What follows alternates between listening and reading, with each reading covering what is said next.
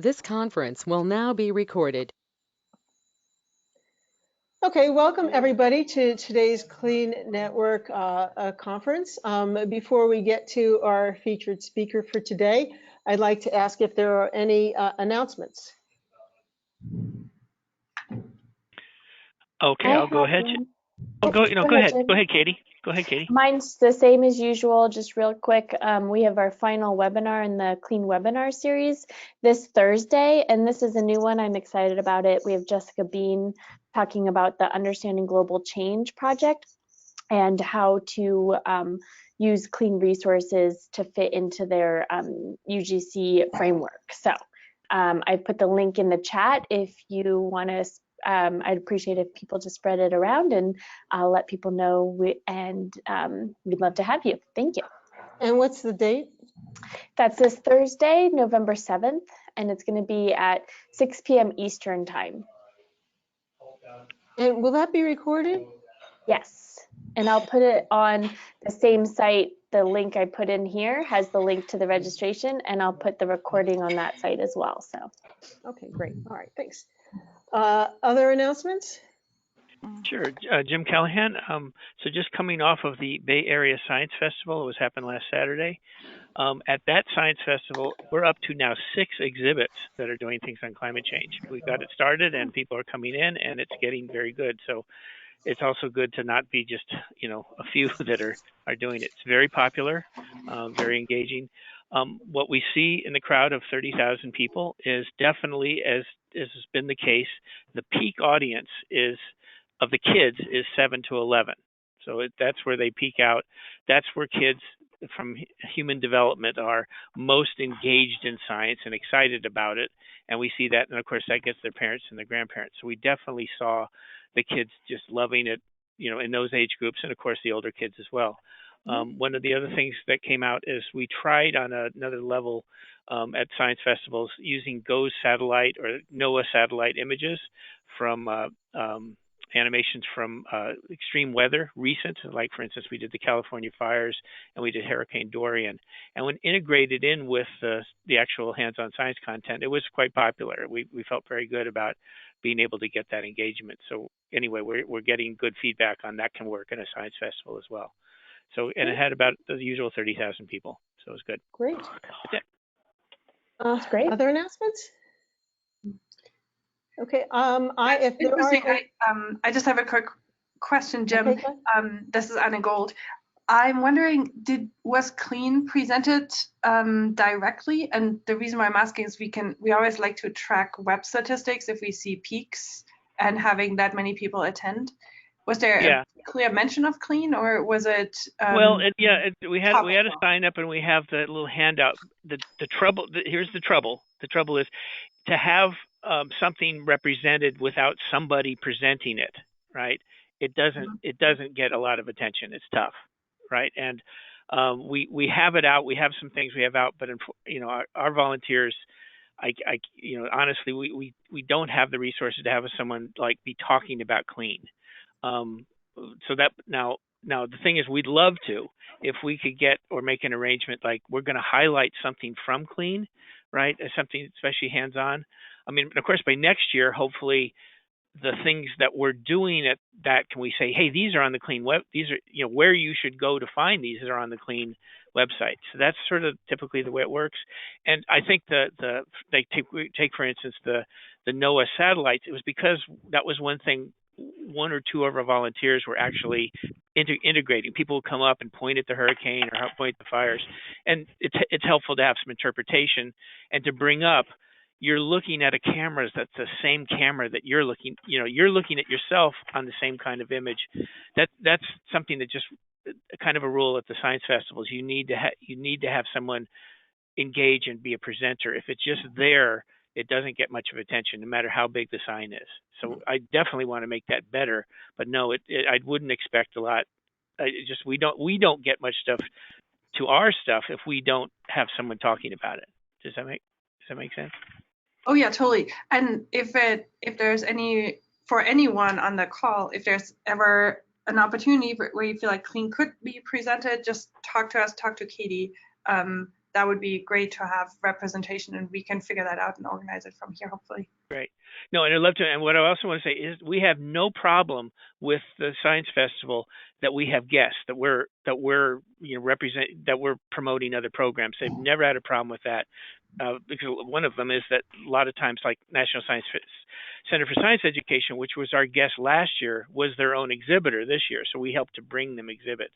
So I mean, like having somebody there who's representing CLEAN, it'd be like, what are you doing in the climatechangeeducation.org booth? That will not come up. That will not be a problem. Okay, thank you.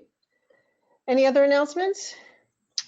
I just wanted to mention briefly, this is again Anna Gold, together with Katie, and Katie, I don't know if you were going to talk about this too, but we have a CLEAN workshop at AGU that we are still in the process of planning, but there is Friday morning a workshop. So anyone who goes to AGU, please consider blocking that time. Katie, is it 8 till 11 or 8:30 till 11?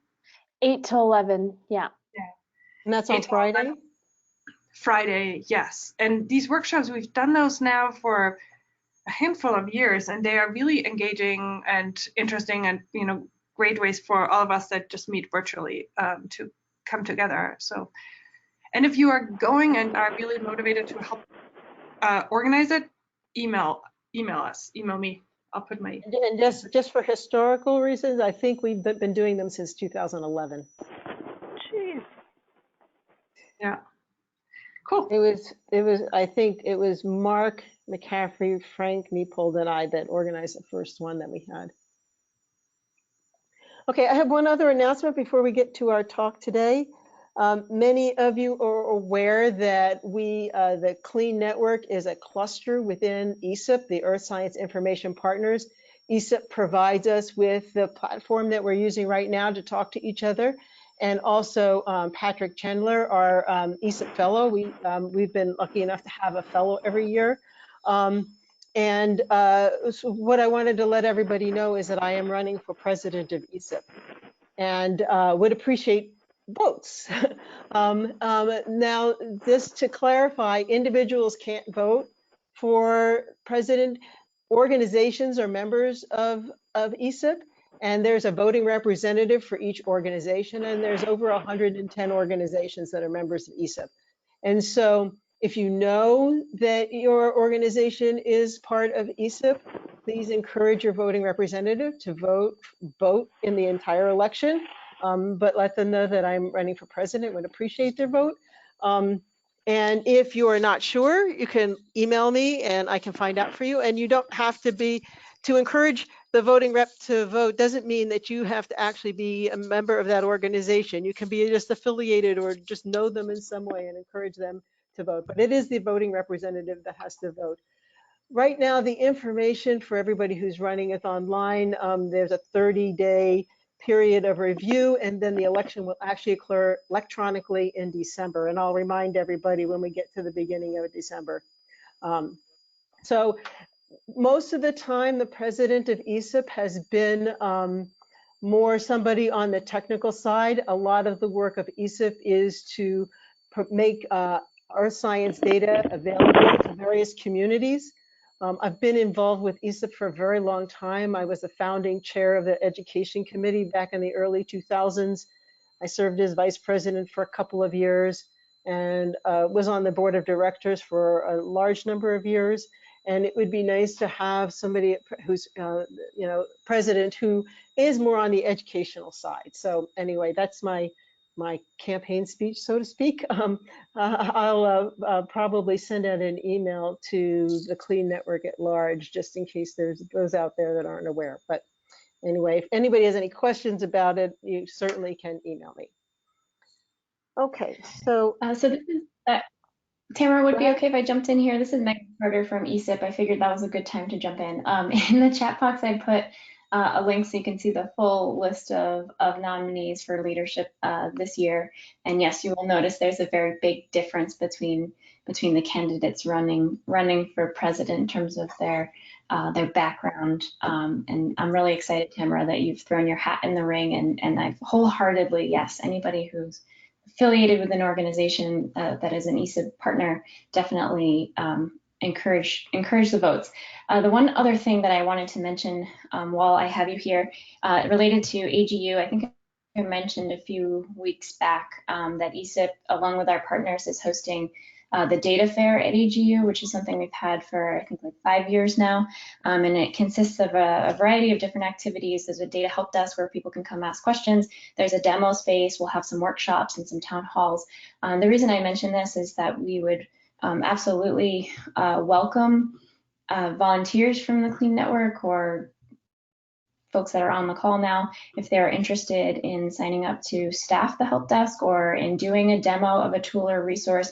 The broad goals are to help people to further their research, to help them to make their data more fair, but also more broadly to connect them with resources that are helpful to them. So even though the scope of this call might not always be data or perfectly aligned with or sound like it's aligned with the data help desk, I think we have a lot in common, and I'd love to showcase clean things there. So the second link I put there is a sign up form to tell me about your availability. So that's all. Happy to talk more about it if you're interested. Okay. Where will this help desk be at AGU? It will be in the exhibit hall. It's we have a couple of booths next to each other. It will be one of the bigger ones we've had yet.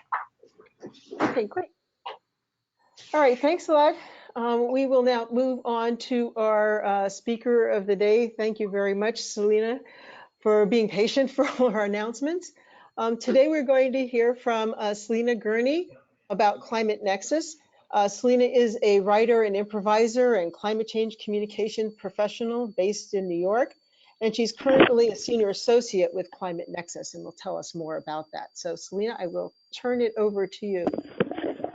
Okay, great. And sorry, everyone, you're looking at my messy desktop right now because a window completely disappeared, but let me get that back up. Hang tight just 1 second here. Oh, there it is. All right, so I'll continue my intro here. As you said, my name's Celia Gurney, and I'm currently working at Climate Nexus, a nonprofit climate change communications shop based in New York, but we also have offices in DC and a little one in San Francisco. And I started as a fellow here a couple of years ago, and I've been working. I started on the extreme weather team here, so during breaking weather events, making sure that journalists have all the right information to explain how the event is connected with climate change. And then I moved over to our digital team, which runs all of our social accounts and also creates some videos. And so now I've gone more into the video side of things, and I create short videos for Facebook about different extreme weather events and how they're connected with climate change. And outside of work, I've also been very involved with improv and sketch comedy at the Upright Citizens Brigade in New York. And so this year I had the opportunity to try to kind of bring climate and comedy together. And the team was on board for a campaign. The digital team was on board for working on a campaign that sort of wove those two elements together, as well as Instagram, which we've really grown our Instagram account over the last year very quickly. My colleague's been really putting a lot of effort into that and making the posts fun. And so we came up with this campaign called 9 for 2019. So it's about individual climate actions that people can take to help with the crisis. And it was originally born out of a conversation we had after NCA 4 and the IPCC 1.5 report came out last year.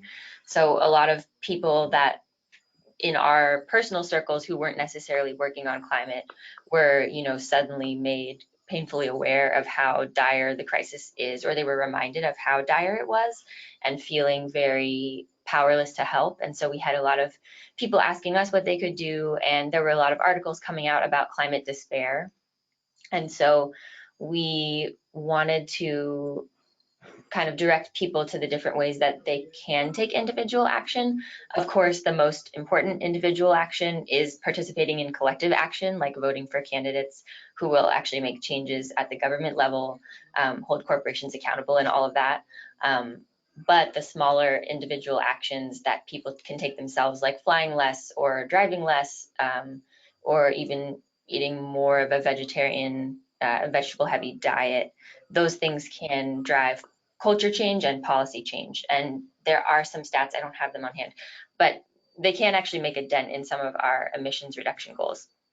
So we wanted to kind of walk that fine line of communication and not fall into the trap of kind of playing into the industry handbook of just making it so that people focus all their energy on things like recycling and don't focus on the bigger picture. So anyway, that's all the context for this campaign, but I will move on a little bit here to the agenda. So you can see all what we're going to talk about today. So why individual action, why video, humor, blah, blah, blah. You can all read that. And then at the end, after I show you guys the videos, I'd really love to get some feedback from you on not so much content, because we're launching next Tuesday. So there are pretty minimal changes that we can make to the videos themselves at this point. But depending on the kind of feedback that you give, I might be able to work it in last minute.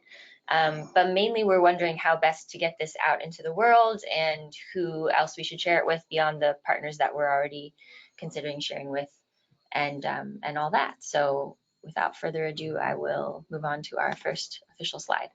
So why individual climate action? We kind of already went over that in the intro there. But yes, climate despair is on the rise, and giving people the information that they need to take individual action is one way to help them move through that despair and onto something productive. Individual actions drive culture and policy change. And a good example, wait, is this a good example? Yeah, so I think I was reading in connection. So basically the gay rights movement is a good example of that. Like a bunch of changes on smaller scales led up to the big change at the national level. And yeah, we already talked about this.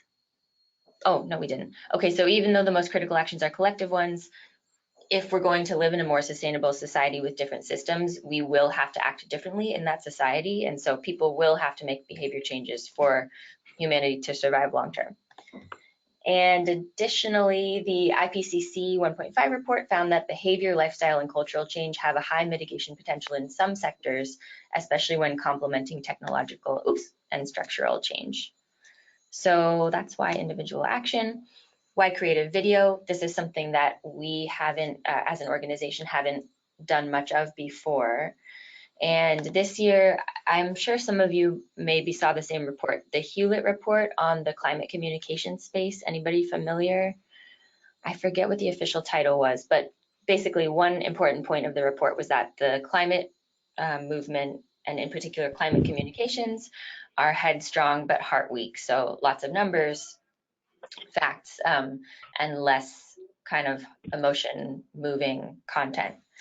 And the digital space is particularly positioned to help communicate some of that heart-strong stuff and engage people's imaginations and emotions.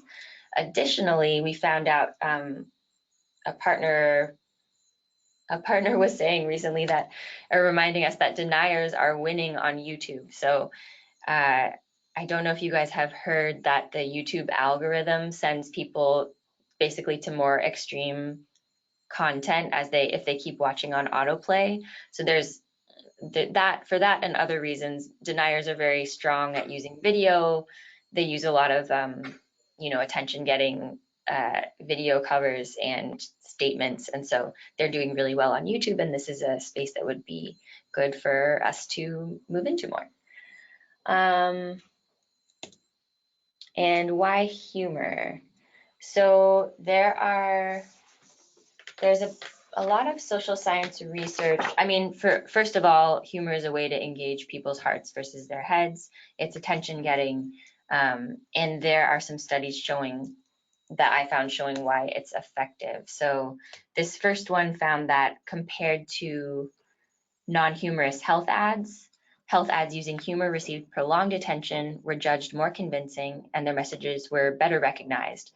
And that suggests that humor can be of use in preventative health communication. And of course, climate change is sort of related to health communication, or is health communication, depending on how you look at it. The second study, this was a case study of 2 documentaries. One was both about poverty, and one was called Stand Up Planet. So it was a documentary with a nonfiction comedy narrative. The other one was a somber documentary called The End Game. And both films increased awareness of global poverty, support for government aid, knowledge, and intended actions. However, Stand Up Planet, the funny one, produced significantly larger gains in awareness, knowledge, and actions. And so the authors wrote that these effects were mediated by the narrative's relatability, positive emotions, and entertainment value. And just the third study I'll mention, this found that that emotional experiences enhanced climate change policy advocacy among the experimental study group, which was US undergraduate students. So this echoes the Hewlett Report's recommendation of going more heart-strong, as I mentioned previously. Okay, testing and optimizing. Also, a personal goal for us on the digital team is to test and make testing and optimizing part of our digital DNA this year. So we are excited to test whether this type of humorous video moves people to act on climate. And we're measuring that through basically after each of the 9 videos, we will direct people to a pledge form where they can take a pledge to carry out the action that we've asked them to take. And using that pledge form, we'll capture their contact information, their emails, and we'll follow up with them. And the last action is being politically, or it's voting climate. So for the last action, we will actually direct people to the Environmental Voter Project. Not sure if people are familiar, but basically that EVP gets people to commit to being environmental voters, gets them to sign a pledge, and then follows up with them to remind them, hey, you signed this pledge, there's an election coming up. Remember that you pledged to be an environmental voter, and also, do you know how you're going to get to the polls? Do you know what day you're going to go? And kind of walks them through the planning steps, which makes it more likely for people to actually go. So apparently there's actually a large population of people who consider themselves environmentalists in the US who just never make it to the polls for whatever reason. So that's what that organization is tackling. And the reason that what we'll do with people, like say people sign pledges along the way, or even just one pledge, if they don't come back to the campaign, we'll still email them at the end of the campaign and direct them to the Environmental Voter Project. So hopefully, even if people aren't totally with us the whole time, they'll still get to that end action. And we also would like to know which groups of people are most moved to act by this type of content. And we'll be running A/B and or split tests, and also some pay-per-click ads. So along the way, hopefully we'll have the opportunity to learn some things about which videos are working better than others, and maybe we can make some tweaks along the way. Oh, and I forgot to say, we're going to put all 9 videos up next Tuesday. And then we will promote them one by one on our social channels and through these pay-per-click ads. So we'll promote one every Tuesday and one every Friday for about 4 weeks. Okay, are there, I'm wondering about the order here.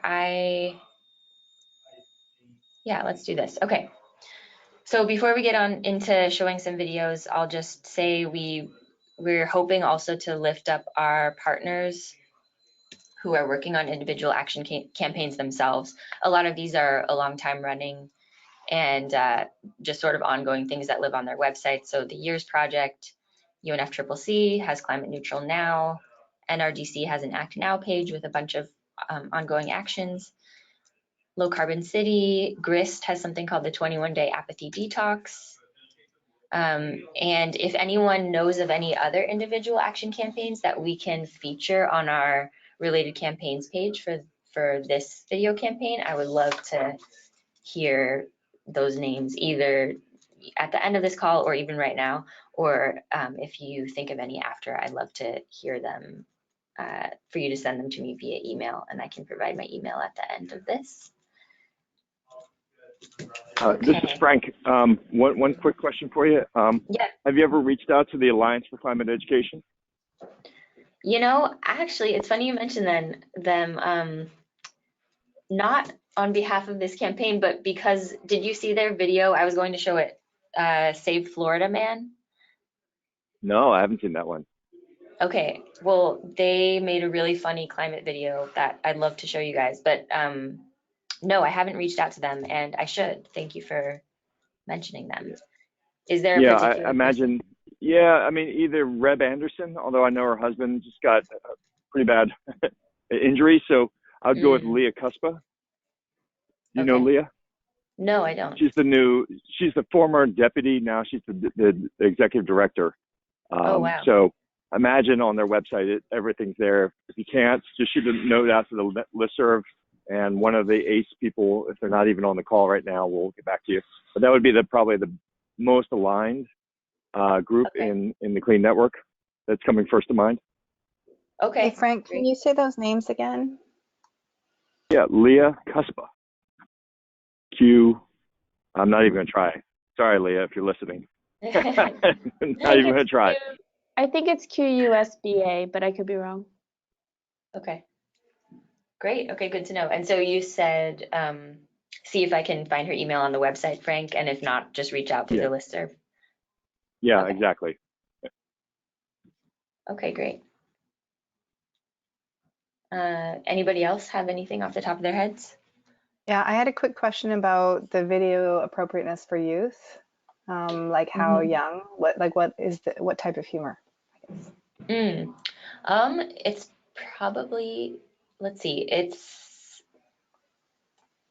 most of them would be appropriate for youth. There is a little bit of swearing, but all bleeped out and not written out in the captions, and not in every video. So I would say the humor, it's somewhat, basically each video starts off with a question, like a mockumentary style interview video, and the characters answer it, and they start off not very funny, and then their answers get a bit more bizarre. So yeah, I would say it's a little dark and a little bizarre, but I think it would depend on the audience. Probably middle school and up. But there could be exceptions. Yeah. I think maybe it's best to just start with our videos, and then if we have extra time at the end, we could go to sort of some of the related videos. So yeah. One question, Celia. This would be one maybe to take back to folks too. So this is a kind of a concern. Something with many of the programs that are out doing wonderful, important things. It's not. I'm not going to be bringing this up like, please change what you're doing. It's like, that's fine. It's to be aware of when there's certain that are maybe aimed at voting or aimed at older folks and so on. And I'm looking at, for instance, some of the messages, or some of the ways you're saying to when you address the scientific issues, you'd be among those that I've seen in the website. It says we want to address things more like metaphors and do the things that are easier for people to remember, like the what goes on with global warming is it's a blanket. Don't try to get into the greenhouse effect, right? That kind of idea. That's easier to remember. The concern I would have is if people do that, that's what people do. That's cool. But for those of us who are in science education in elementary school and middle school and high school, we're teaching science. And if it is out that the way you deal with climate change is to deal with metaphors that aren't really scientifically accurate, like we're not really concerned about getting NOAA's data out. We want to more make it simple and things like that. Just be aware that that is used as an argument for why we shouldn't even be in the elementary schools or maybe even the middle schools. That, see, this isn't appropriate for younger kids. And for those of us who are teaching, what is appropriate for younger kids that they can handle, that they can understand, that they actually like to do, it gets in the way. And just be kind of aware that we kind of, understand each of our own lane or each our own space. And so just kind of have that as a thing of a discussion, because I'm sure you and your folks are not trying to prevent climate science to be taught in the schools, right? No, you're not trying to make that happen. So no, and I just want to make sure I understand what you're saying. So you're saying when people use metaphors that are too simplistic, that's Yeah, I'm going to go there that they're metaphors that make a point, but they're not scientifically accurate. And we're teaching science, and like a lot of what we're teaching is not only the science of education, but giving kids the experience of STEM-based solutions. If you're going to make solutions to climate change, like in energy and energy efficiency in cars, you have to understand how it actually works. You actually have to do things. It doesn't work like a blanket. That's fine as a metaphor, but that's scientifically inaccurate. And the thing is, I'm give that as an example of where people say, well, see, we shouldn't be teaching the science. We should get on and get to the politics and get to the other things. Again, I'm not arguing don't do that in that realm. But if it gets into that's how we in the science education community, if we're trying to bring that to the schools, then the argument actually would be valid. That doesn't belong in a physics or a physical science or a life science in middle school. That kind of stuff is not what you should be teaching in a science class. You see what I'm saying? So if it's clear that that's what we teach when we're out with the public and trying to get them to vote and do all that, then that's your lane. That's fine. But it's used as an argument for why climate science is not appropriate for younger kids, and it is appropriate, and that's what we're teaching. We're teaching science. We're letting them get it, and we're getting them involved in the solutions. Again, the STEM solutions, where you need to be an engineer and a scientist. You can't use metaphors that aren't accurate. That makes sense. Well, we don't use any metaphors as far as I'm thinking in the videos, and I'll show you one in just a minute here. I could see though, based on what you're saying, so one thing that we put at the end of each video is a little hand-drawn, there's a call to action at the end of each video, and each call to action is not necessarily political. It's like, you know, next time you travel, skip the airport, or opt for lower carbon protein, that kind of thing. But since we wanted people to know that we weren't falling into the industry trap of just trying to get people to focus on individual actions and forget about collective action, we also added a little hand-drawn, like the vote button with the red and the blue and the stars. But it says vote climate, just a little like, what do you call it? Photoshop drawn button on a black screen after each call to action, so that people who are in the climate space would know that we're on the same page as them. But if people in your network wanted to use the videos and wanted a version without that vote content, then I'm sure we could arrange that if that was something that was useful. But why don't we take a look at one of them so that you guys can know what I'm talking about here. Okay, so this is going to be the first video that will show. Let me know if there are problems with the sound.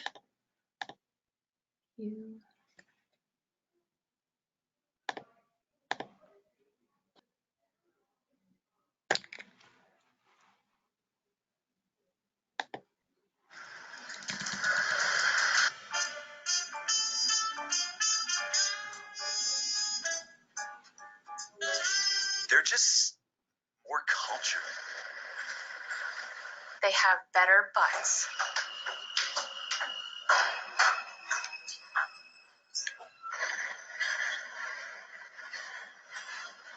Also, they can go to happy hour anytime they want. And he wanted to bring his mom a pretzel, so he bought some street pretzels and then froze them for her. Isn't that nice? They're not going to be good. Oh, there's my ride. Bye. But the sexiest thing about people who live car-free is that they're saving nearly 2.5 tons of CO2 emissions per year.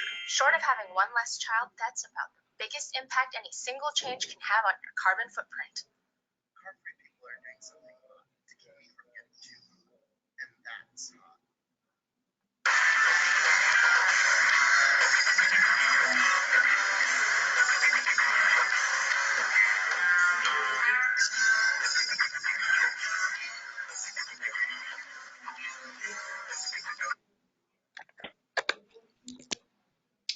Okay, so yes, I forgot that one would not be the best for especially elementary school students, but they don't all mention alcohol or dating.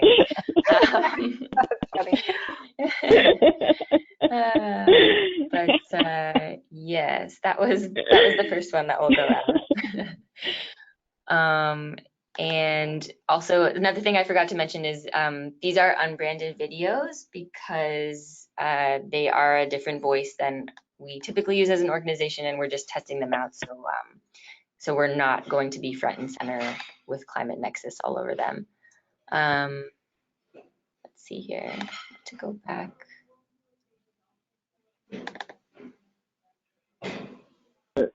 That does raise a question, though. How will they be branded?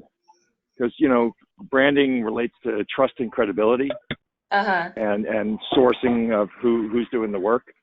So I'm sorry, I can't see them because I'm remote, but how is attribution or branding, or, you know, who made this? How is that handled? Yeah, that's a good question. I think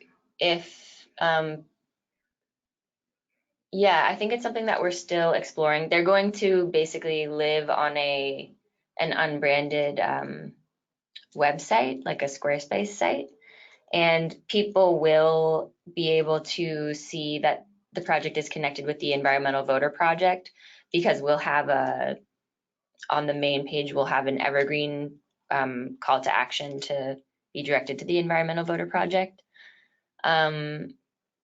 And if they really wanted to do the research, they could, you know, look up the names at the end of the video and probably figure it out themselves. But yeah, I think that's a good question. I think for now we're just planning on not having like a who made this campaign type page. But you're right, you know, there may be people who trust the campaign less because of that. I'm not sure if there's a way around that based on the way that we run as an org, but I will make a note of that. So Celia, I have another question. Could I ask my question? It has to do with the connection to the Environmental Voter Project. My understanding is the Environmental Voter Project doesn't advocate for anybody to vote any particular way. They just want people to get to the polls. So I'm a little surprised because these videos, at least the one we showed, advocates for doing a particular thing. And so I was kind of wondering about that connection. Well, do you mean that Voting Climate is doing a particular thing? Or yes, it is. Okay. My understanding is that what Environmental Voter Project done is identified people whose top first or second priority is climate or the environment. And then they have a database that says who doesn't vote, and they target those people in which, so they're not, these people are people who already are very concerned about climate and the environment, but don't vote. And so all they're trying to do is get them to vote. They don't tell them which way to vote. They don't tell them what to vote for. They just get them to the polls. Well, my understanding is,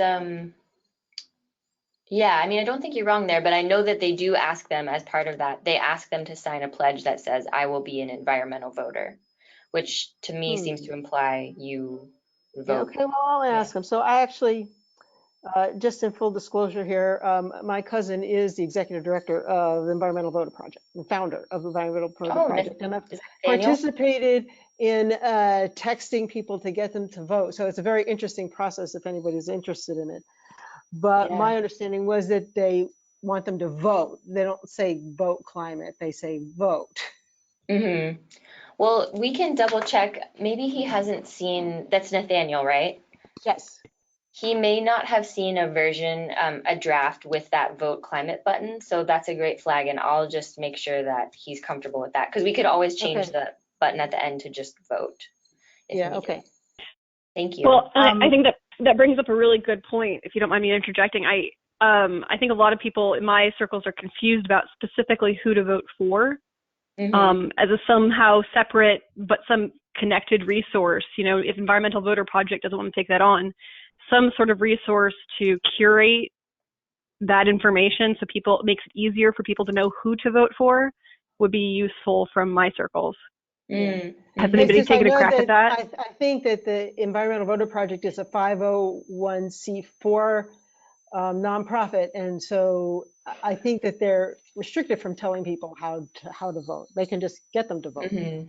Yeah, and we are as well, but an advocacy organization could take that on. But yeah, we wouldn't be able to be directly involved with that effort. or we wouldn't be able to be involved with that effort. But yeah, I agree. I would love to see a resource like that as well in my personal life. Yeah, any other questions or comments based on that first video? So I also threw something into the chat window about the climate justice campaign that was launched earlier this year. And so just thinking not only about voting for climate, but thinking about folks who intersect that with issues of justice is something I would deeply argue for. Yes, absolutely. You said it's called the Climate Justice Campaign? Yeah, it's in the chat window. It's okay. called adjustclimate.org. Oh, great. Okay, adjustclimate.org.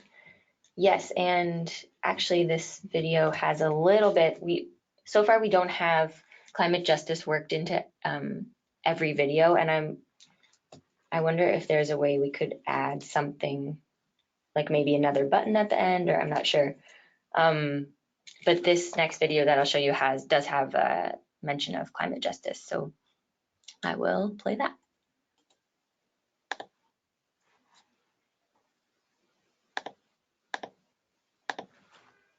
And how was the audio? Were you guys able to hear? Yep. Okay, great. Yeah, I was able to hear there was one of the characters was very, very much quieter than the others, but otherwise I could hear it. Okay, good to know. Subtitles. And the subtitles help, yeah, okay, great. Here we go again.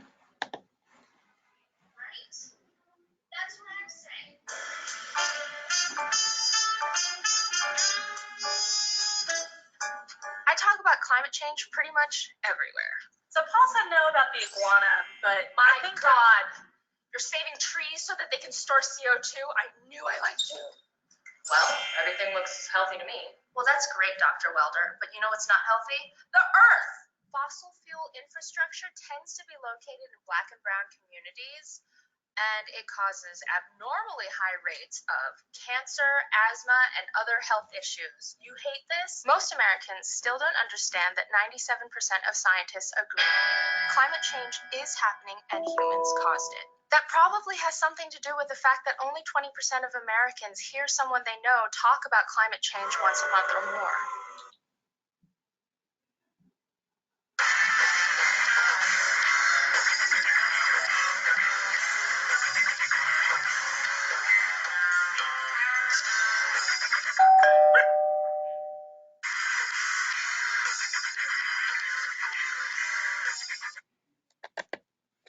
Okay, there's that one.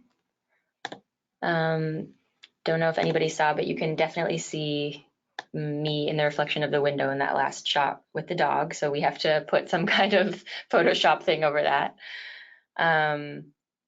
Yeah, any thoughts on that video?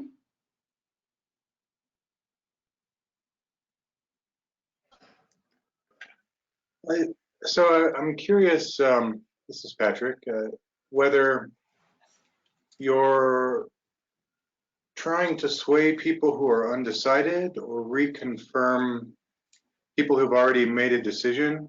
And that question comes from discussions I've had around climate communication and some papers that I've seen that reference that stat, 97% of scientists think this.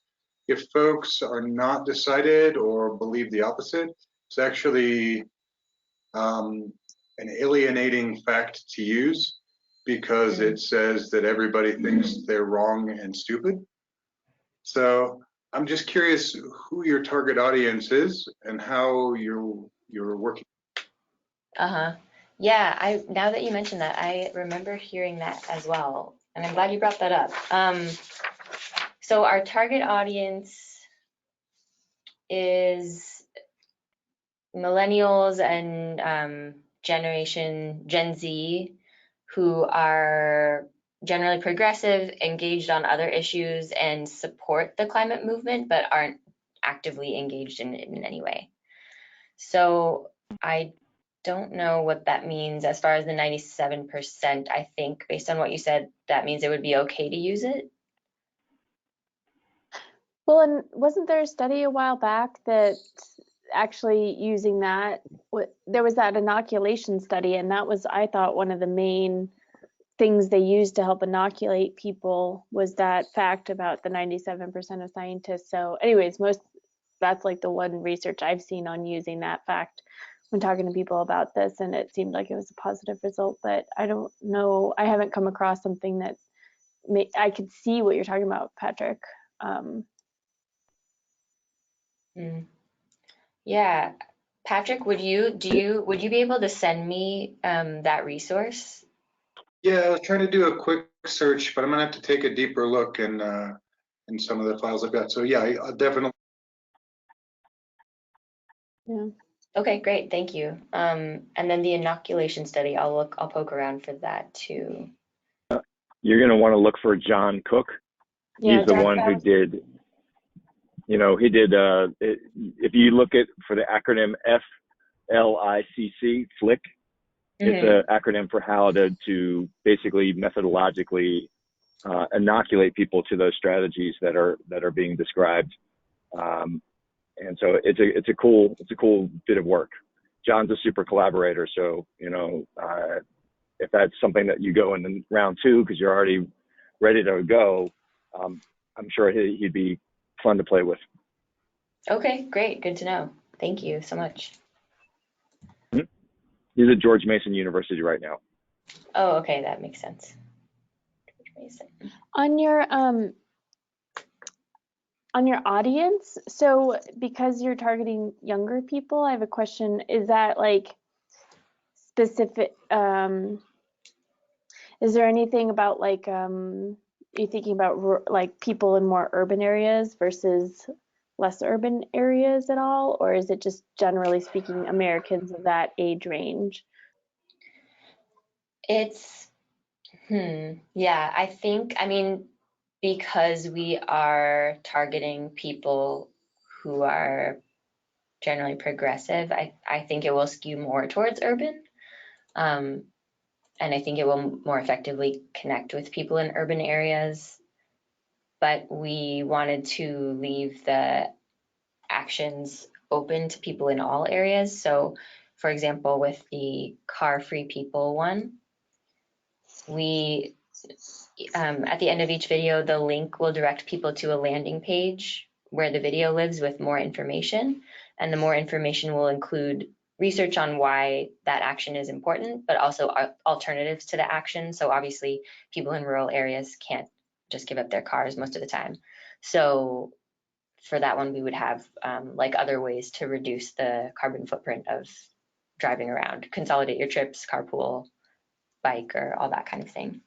Yeah, that's what I was kind of trying to think about, because yeah, this video, the second one, but the first video was really focused. I mean, it showed a subway, which only exists in a few cities in the country. So like someone like me who lives in a not rural, but still urban area, like it's, difficult to take the bus around here. And I do, and I try to, but it's just kind of one of those things where, and then I get an email this morning from my city saying there's a survey because our transit is not able to recruit enough drivers and operators to be able to run the buses anymore. So they're going to reduce service. So it's like, it's hard when, so that's all I was just trying to think about, trying to make these as, so that's good that you have these links that are beyond just like going car free, because that's not an option for everybody. So thinking about other ways of doing that, that's good to have that.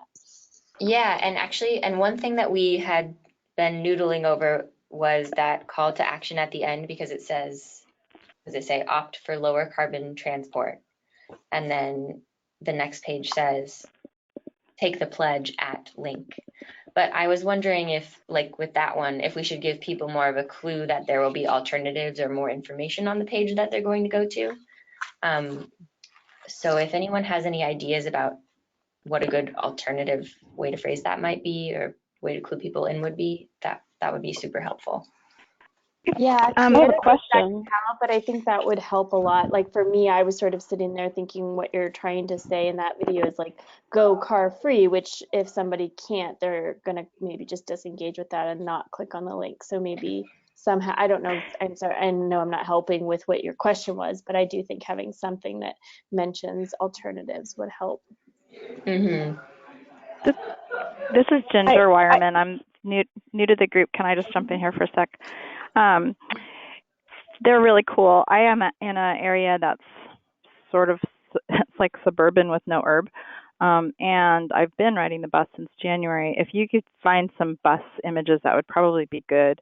But maybe the call to action is to link them to, I can't think of what they're called, but like the American Public Transit Association, or, you know, demand better transit in your community, because that's not just a climate choice. That's a choice that helps elderly people and disabled people. So right there you have a social justice issue that you are building into if you are becoming an activist in support of increased transit coverage. Oh, that's a great idea. Yeah, I mean, 1/3 of the population can't drive.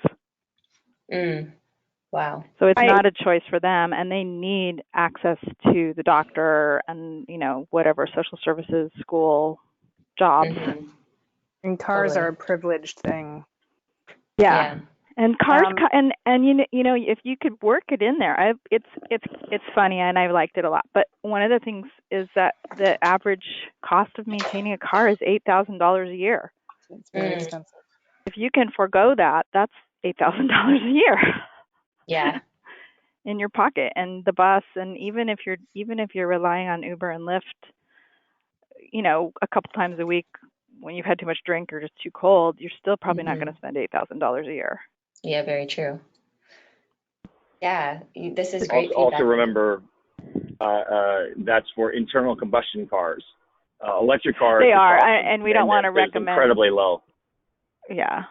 You know, just the side that's point. an even bigger. That's another privilege issue.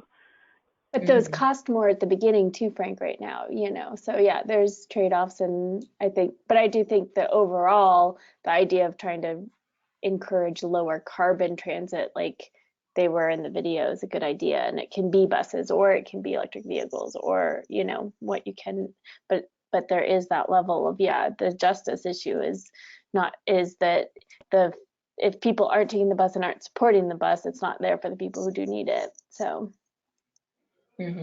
One other thing about the second video, when you, sorry, my brain just took a pause. What was the message? Oh, it was talk more about climate science or climate change. Yeah. So one of the things is all talk about climate change is not equal. So like talking about the despair related to climate change can prompt sort of frozen kind of deer in the headlights interactions with people. So really like talk about climate solutions, or talk about, you know, that kind of like forward action oriented kind of perspective is helpful to kind of name somehow. And that might be like talk about climate science more, and then the next screen having some resources like more on climate solutions here or something like that. So you think, should it be just talk about climate solutions, or you know, understand climate and work towards solutions or something like that? Because I agree climate with solutions. What Jim was talking, I think it was Jim who was talking about, like, we want people to understand the problem. And I would argue we don't just want students, we want the public to understand the science of climate science, so they can make informed solutions and they're not led astray by people who are just swaying them. So we do like get educated and work towards solutions, something like that, you know, like. Yeah. Something like that. Okay, what about talk about climate science and solutions? Would something like that work? Keep it short and videoable? Okay, maybe we'll do that then. Thank you guys. My 2 cents would be focused on climate solutions. Health impacts of climate solutions. Yeah, health impacts are good. Okay, we'll noodle on that stuff. How much time do we have left on this call? Just 3 minutes? We have 3 minutes left. So if there are any other questions or comments, or you want to throw one more question out, Celia, to the group? Yeah. Jim Callahan, one is, I don't know if he wants to come on, but notice we have Tom at the very bottom of the list. He is not only a climate guru, but someone who specializes, does his own comedy. So he might have some perspectives if you want to say anything. Just noting when we have great resources on the line too. Oh, great. Okay. Tom, Yeah, you do improv comedy? I might have caught him off guard there. He's muted. Okay, no worries. Yeah, well, if anyone has any other science or climate comedians that I should be in touch with, feel free to. Oh, yes, I said I would give out my. I'll chat it. I know one. I was going to tell you. Sorry, I was thinking of it when you very first mentioned that, and then I forgot. Have you seen the Boots Riley, Earth climate change one? It's a longer video, but it's hysterical. And it's Boots Riley, and he's with like the climate justice people in San Francisco or Oakland or something.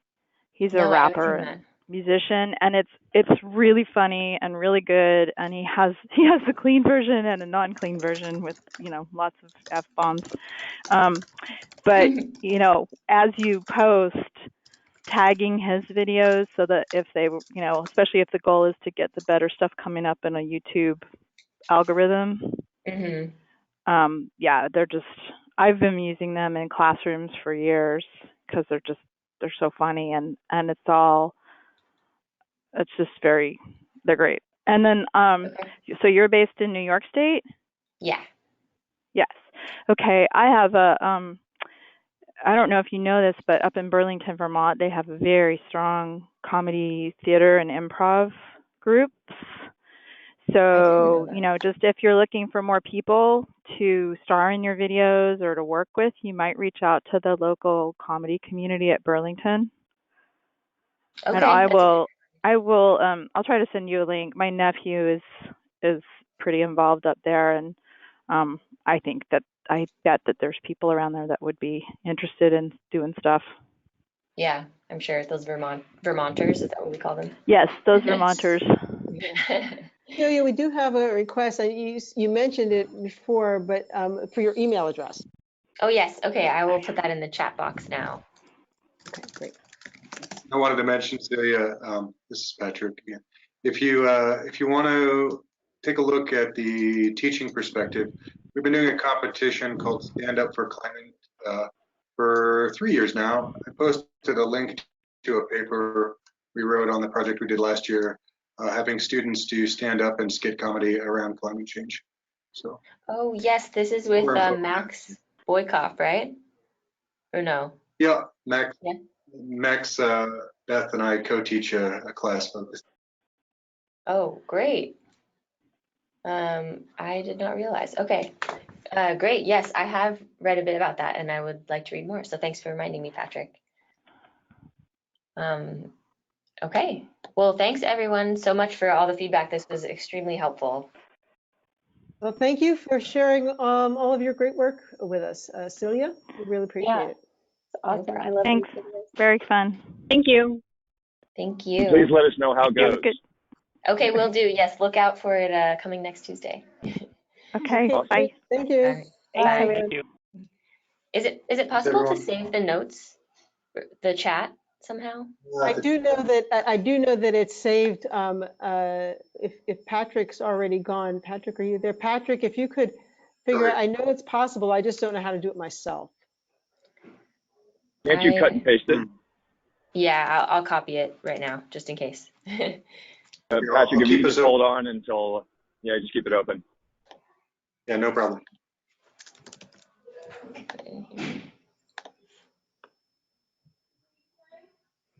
Is that working for you? Or do you have to grab each one? Oh yes, it works. Got it. There you go. All right. Thank you so much. Happy this worked for you. It's exciting work. Thank you. Have a great day. Thank you. Bye. Thank you. Thank you, Patrick, for some flexibility. Thank you. Oh, sure. That was great. Thanks, everyone. Thanks, Patrick. Celia, did you get everything you need? Yep, got everything. Okay. Okay. Thanks a lot. Have a great day. Bye. You too. Bye-bye.